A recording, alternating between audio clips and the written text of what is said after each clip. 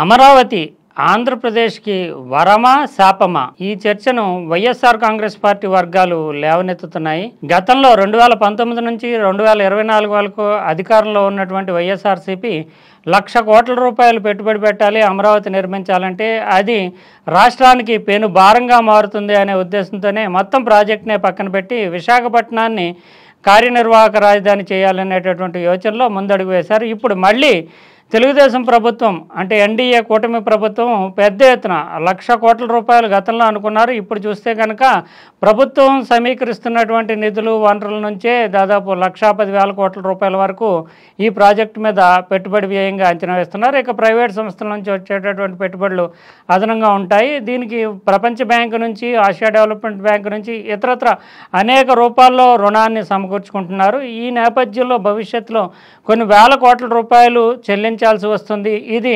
నిజంగానే project viable ప్రాజెక్టా కాదా?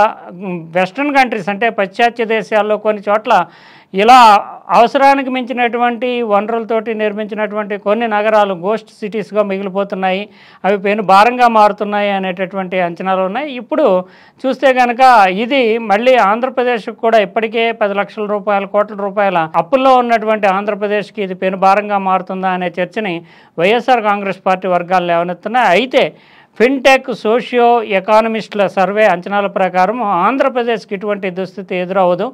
అందులోని జనాభా గ్రోత్ రీత్యా కానీ, ఆంధ్రప్రదేశ్కి నడిబొడ్డున ఉండడం కానీ, మౌలిక వసతులు వనరుల దృష్ట్యా కానీ చూస్తే రానున్నటువంటి 25 ఏళ్ల కాలంలోని ఇది ఆంధ్రప్రదేశ్కి ఒక అద్భుతమైనటువంటి వరంగా మారుతుందంటూ సామాజిక ఆర్థిక సర్వేలు వెల్లడిస్తున్నాయి. ఇది దాదాపు 25 సంవత్సరాల కాలంలో ఆంధ్రప్రదేశ్కి 40% జీడిపిని సమకూర్చిపెట్టేటటువంటి మహోన్నతమైనటువంటి నగరంగా మారుతుందని, అటు విశాఖపట్నానికి ఇటు విజయవాడకి, గుంటూరుకి, ప్రత్యేకించి విజయవాడ గుంటూరుకి మధ్యలో ఉండేటటువంటి ఈ నగరము ట్రై సిటీ యాంగిల్లో కూడా మారుతుంది. హైదరాబాద్కి 300 కిలోమీటర్ల దూరంలో ఉండడము, చెన్నైకి 320 కిలోమీటర్ల దూరంలో ఉండడము, నేషనల్ హైవేస్తో అనుసంధానం కావడము, మౌలిక వసతుల పరంగానే, నీటి వనరుల లభ్యత పరంగానే ఇప్పుడు వస్తున్నటువంటి క్వాంటమ్ వ్యాలీ కావచ్చు, ఇతరత్ర అనేక వనరుల రీత్యా రానున్నటువంటి కాలంలో అంటే 25 సంవత్సరాల కాలంలో ఆంధ్రప్రదేశ్కి అమరావతి అనేది